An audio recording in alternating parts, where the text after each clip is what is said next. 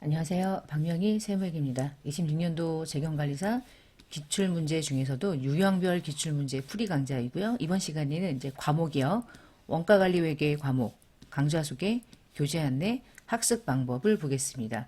아마도 재경관리사 이제 강좌를 제 채널을 통해서 이제 공부하시는 분들은 원가관리회계를 공부하기 전에 이미 재무회계 과목에 OT를 보지 않았을까 그런 생각을 좀 해요. 그래서 아마 그 OT를 통해서 이 교재에 대한 구성 등등은 원가랑 크게 다를 바가 없어요. 그래서 과목별로 공부하는 거니까 잘 참고하셔서 이제 원가관리회계 사심 문제를 풀기 위한 공부, 자격증 취득 공부이고요.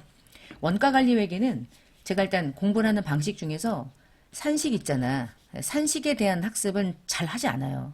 산식을 외우면 일단 이게 평생 가지 않을 뿐더러 이해를 하는 게 중요하거든요. 원가는. 그래서 패턴만 이해하고 원가가 왜 이렇게 계산이 필요한 것인지만 이해하면 원가는 사실은 단순 계산 방식이 많기 때문에 계산을 하기 위해서 문제를 좀 풀고 문제를 풀면서 아 이런 식으로 풀면 되는구나.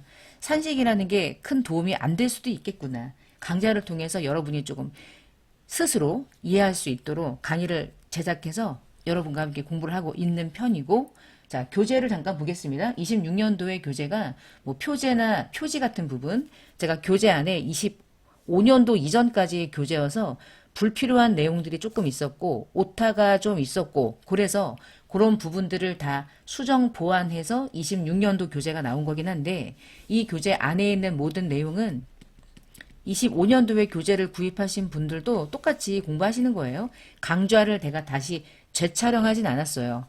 왜냐면 27년도부터 강좌나 교재가 좀 달라질 거거든요. 그래서 26년까지는 그대로 강좌는 예전의 강좌랑 내용은 똑같아요. 제가 강의를 잘 찍어놔서 그거를 다시 촬영하거나 그럴 필요가 없고 특히나 원가는 연도하고 전혀 무관하고 세법과 무관하고 그러니까 원가관리회계는 평생 가는 과목이기 때문에 바뀌지가 않아요. 뭐 새롭게 신규 원가 계산의 방식이 있다면 그런 것들이 추가될 뿐이죠.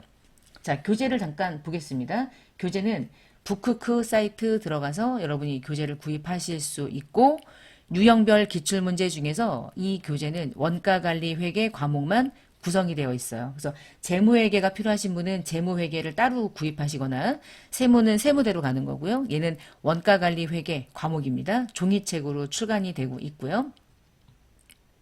교재를 구입하실 때 조금 일찍 구입하셔야지 아무래도 여러분이 구입을 할 때 약간 여유 있게 얘가 이제 배송이 되기 때문에 주문을 하는 순간 제작을 해서 주문 제작 방식으로 하죠. 그러니까 얘는 그냥 여러분이 알고 있는 방식으로 가면 개별원가 같은 거야. 그러니까 종합원가처럼 많이 만들어 놓고 뿌리는 방식이 아니기 때문에 그런 의미에서 보면은 이 북쿠크 사이트가 머리를 잘 쓴 거죠. 원가 측면에서 재고가 안 남으니까.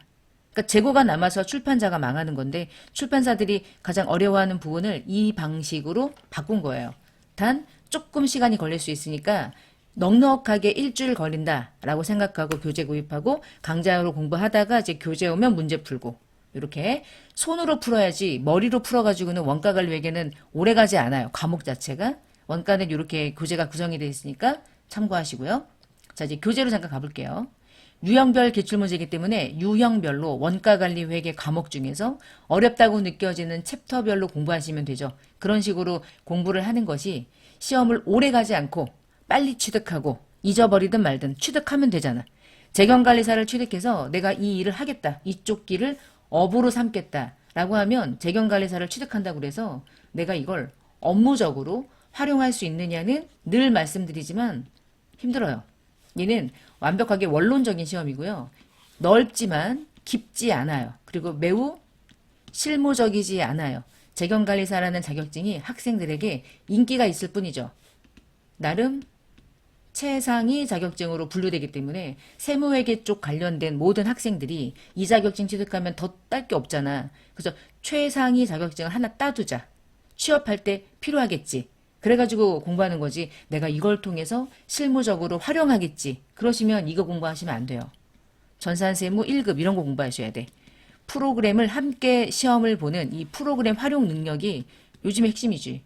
누가 세무회계를 손으로 머리로 합니까? 요즘에 AI 시대에 다 컴퓨터로 돌리죠. 컴퓨터 활용 능력이 매우 중요한 거예요. 세무회계는 더더욱이나. 그래서 재경관리사는 이런저런 측면에서는 실무적이지 않고 업무상으로도 큰 도움이 안 되고 프로그램도 활용하지 않아. 단 많은 사람들이 사랑한다. 그래서 취득하는 거예요. 홍보를 잘한 거지 뭐. 마케팅을 잘한 것 같아. 하여튼 그리고 접수비도 비싸고 돈 벌어먹는 자격증. 그러니까 짧은 시간 동안 단타로 시험 보고 빨리 턴다. 이런 생각을 가지고 공부해야 되는 자격증이지 않을까 저는 생각이 들어요. 그래서 오래 공부하지 말고요. 오래 공부하면 계속 잊어버려. 지난달에 공부했어. 다음 달에 시험 봐야 돼. 근데 지난달에 공부한 거 이번 달에 다 까먹었어. 그 다음 달에 시험 보기 어려워. 불안하잖아. 그리고 또 공부하는 거야. 계속 공부해. 100점 맞을 생각은 별로 도움이 안 된다고 생각하거든요. 그건 재무회계에서 제가 막 피를 토하면서 얘기를 했어요. 그러니까 재경관리사 시험은 합격 댓글을 보고 확인하세요라는 영상이 있어요. 그 영상을 통해서 한번 보시고요. 잠깐만 화면으로 여기 보면 그 박명희 세무회계 영상 맨 마지막 그 카테고리쯤에 재경관리사를 합격 댓글을 통해서 자격증 시험을 이해하는 이 영상이 있어요.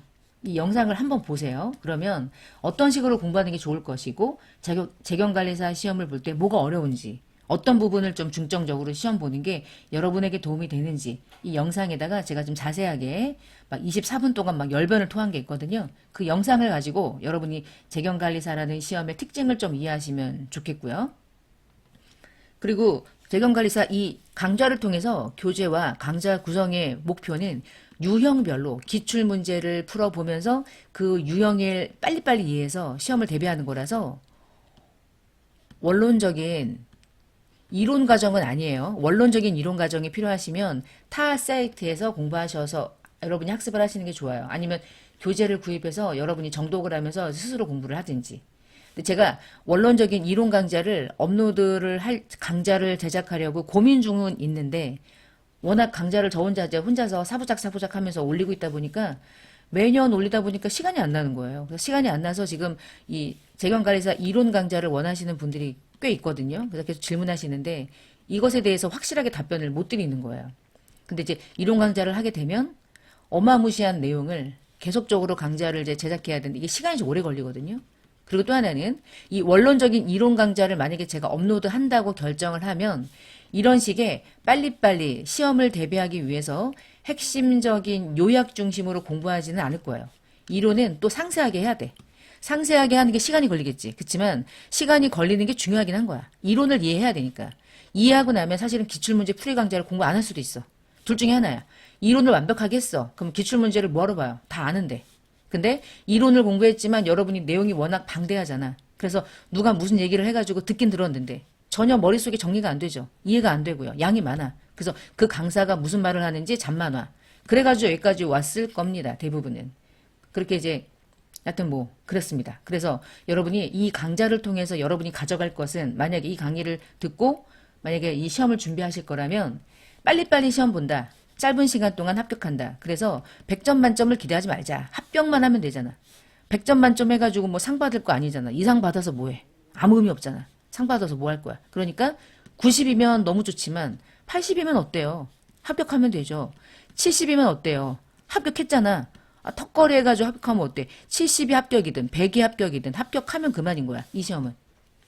이걸 통해서 내가 실무적인 어떤 도움을 받는다면 100점 맞으면 좋죠. 근데 이건 전혀 실무적이지 않아. 우리끼리 얘기하는 거. 특히나 원가 관리 회계는 진짜 헛다리 긁는 거야. 누가 이렇게 원가를 관리해요?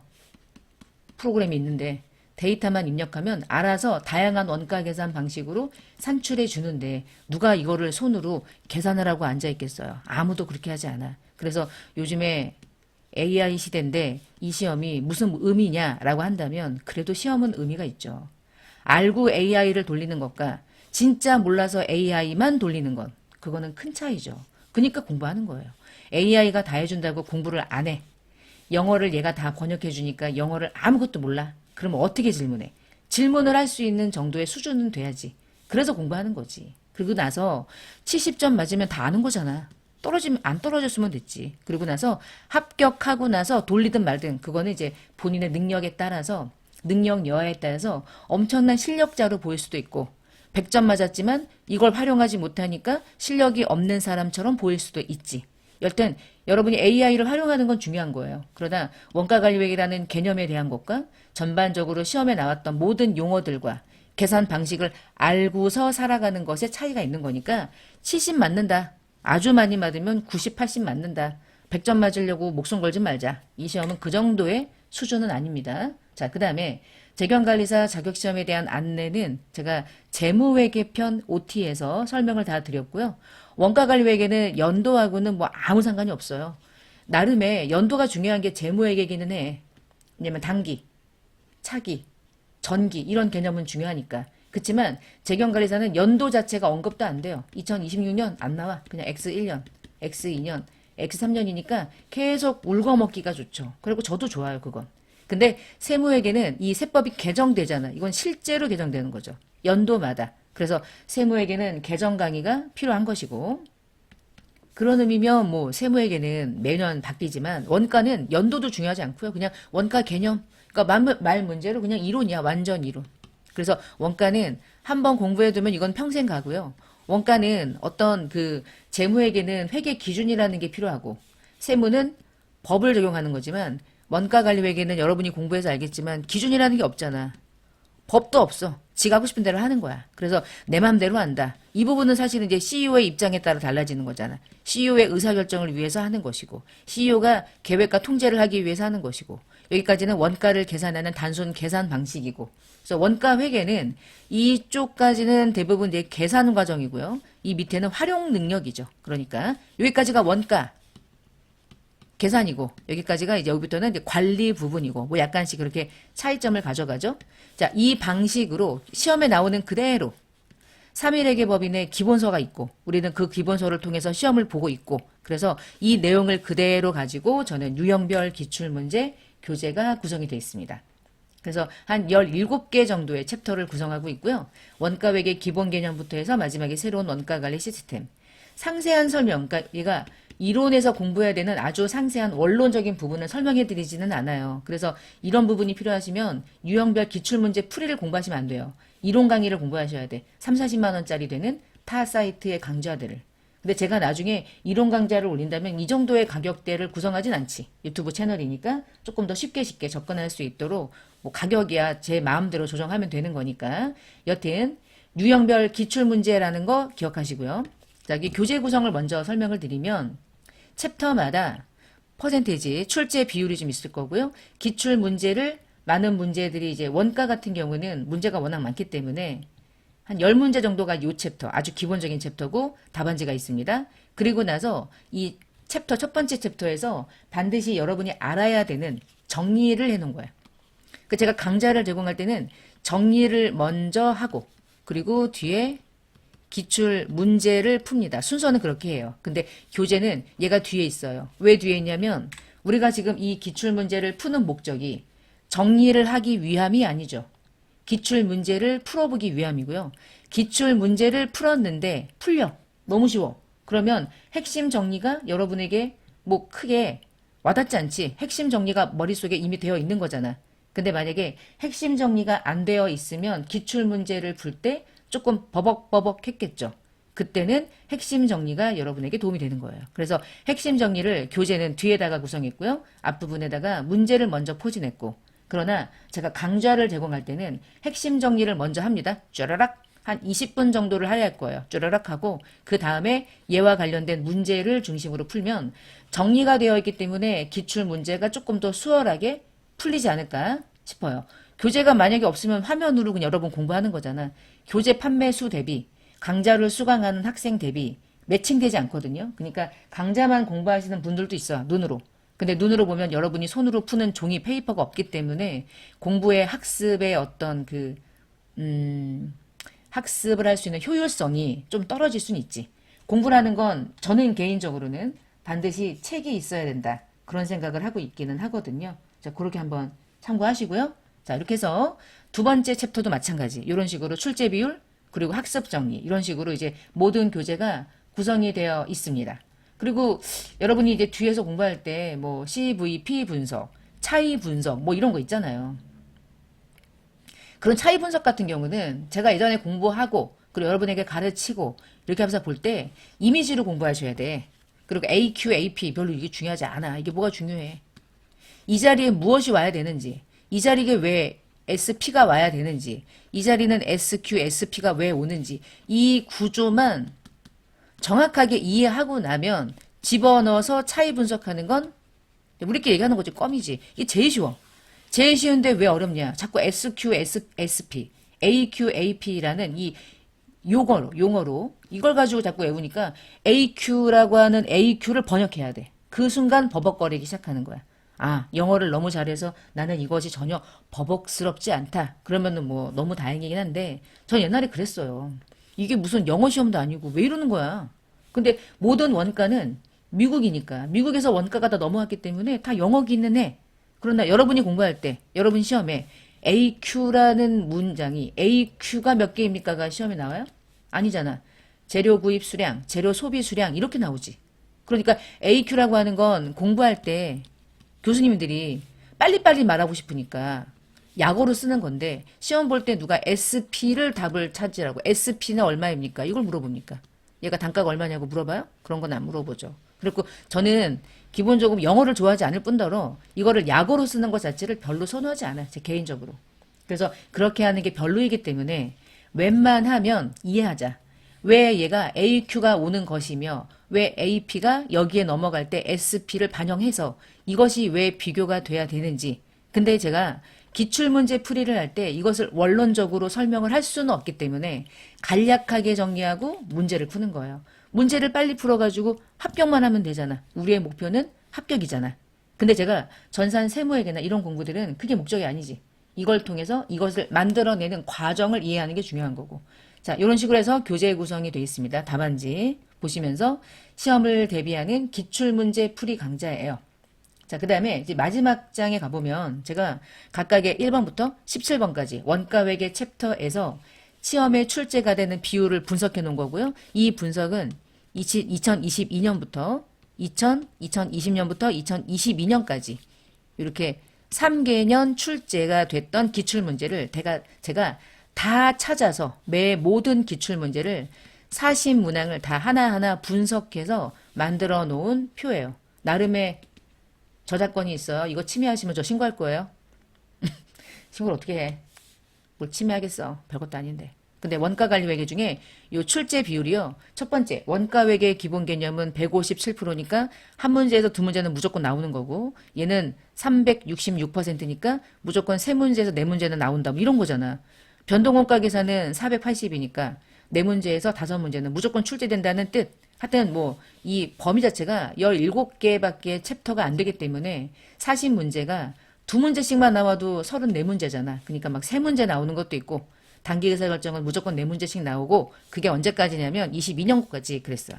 근데 22년 이후에 달라진 게 있나를 지금 잠깐 보면 22년도 이후에 23년도, 24년도까지 업데이트를 해보니 지금 여러분 화면에 나와 있는 건 24년도 12월까지 업데이트를 해보니 첫 번째부터 17번까지 이 계산이 출제가 되는 비율이 130, 120, 150 뭐 이런 식이에요. 요거 눈으로 보세요 그냥. 요거는 27년도 교재가 새로 출간될 때 이런 모든 내용들을 매우 많이 업데이트를 해서 교재를 출간할 거고 그 전까지는 한 요 정도?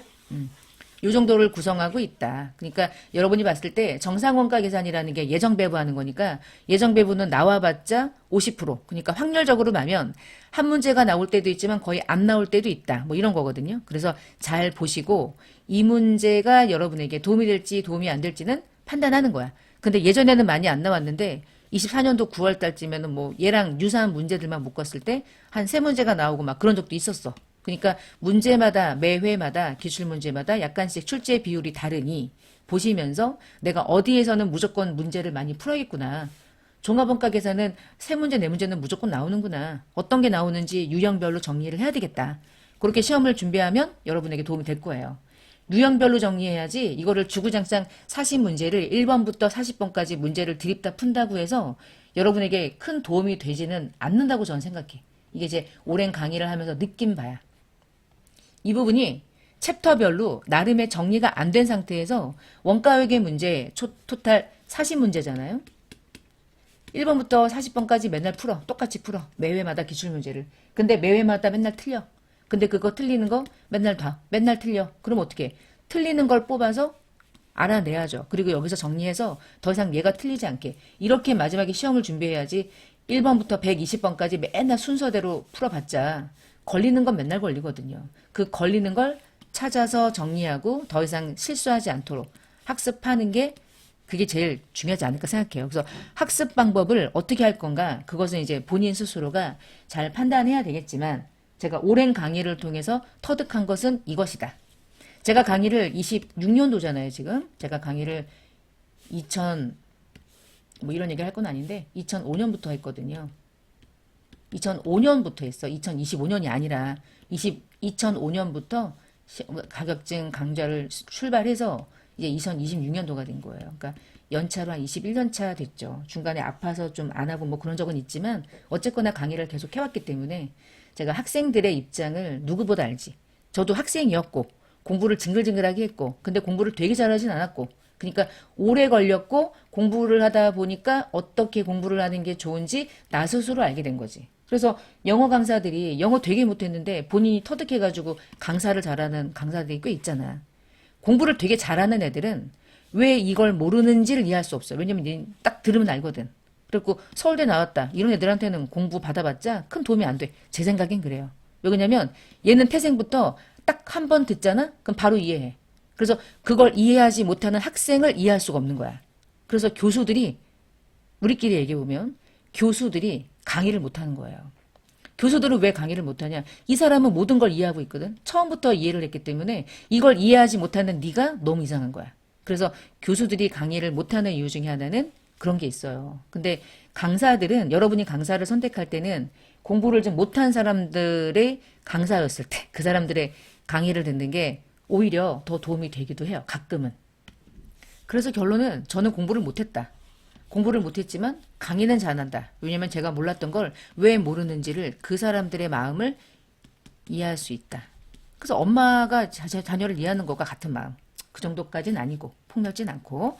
자, 그래서 챕터별로 공부하는 게 중요하다니까 챕터별로 여러분이 다양한 문제를 이 강좌와 교재를 중심으로 공부할 수가 있어요. 그래서 그런 부분에 있어서 여러분에게는 다소 도움이 될 거라는 거. 그렇다고 해서 이 강좌가 완벽한 강좌다. 제가 늘 말씀드리는데 제 강의를 들으면 무조건 합격입니다. 저는 그렇게 말할 수는 없어요.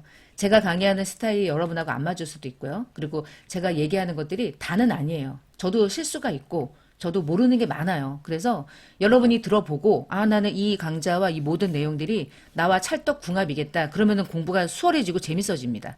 근데 만약에 이 강사하고 안 맞을 수 있어. 저 너무 예뻐가지고 안 맞을 수 있어요. 그러면 제 거 듣지 말고 다른 공부하셔가지고 개인적인 성향에 따라 가는 거니까 강사 따라가는 경우가 많거든요. 어차피 뭐 자격증은 강좌들이 워낙 많기 때문에 여러분이 잘 선택해서 합격하는 게 목적이잖아. 그러면 나에게 맞는 강좌를 선택해서 정확하게 공부해서 빨리빨리 시험 보고 털어야지. 수업료가 비싸기 때문에 그 수업료 많은 돈을 들이면서까지 두세 번 시험 볼 정도로 이 자격증이 그렇게 사랑스럽지는 않다. 그러니까 너무 사랑하지 말고 빨리빨리 합격하는 방식으로 공부하시는 게 좋겠습니다. 좀 머리를 써서 공부하시고 100점 맞으려고 너무 그러지 마시고요. 어느 정도 합격선에만 들어가면 빨리 시험 보면 되잖아요. 몇 점 맞았는지가 별로 중요한 시험은 아니니까요. 그 다음 시간부터 이제 학습을 할 텐데 다음 강좌부터 제가 재생 목록을 만들어 놓을 거예요. 재생 목록 따라가서 공부하시면 되고요.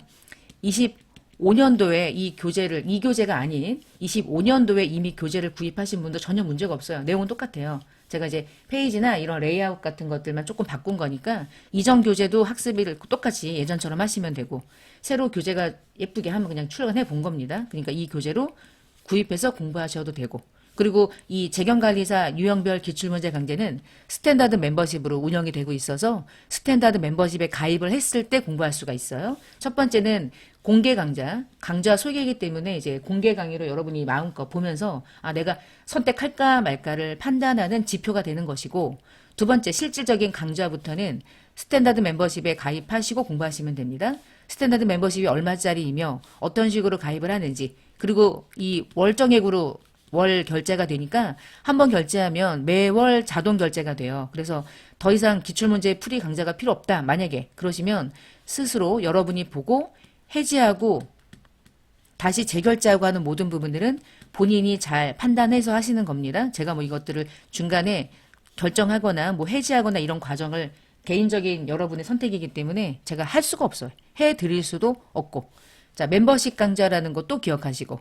그러면 여러분은 원가 관리 회계를 차근차근 잘 공부하실 것이라고 생각이 듭니다. 자, 지금까지 재경관리사 유형별 기출문제 중에서 원가 관리 회계 과목에 대한 첫 번째 OT라고 생각하시면 되겠습니다. 이번 시간을 마치고요.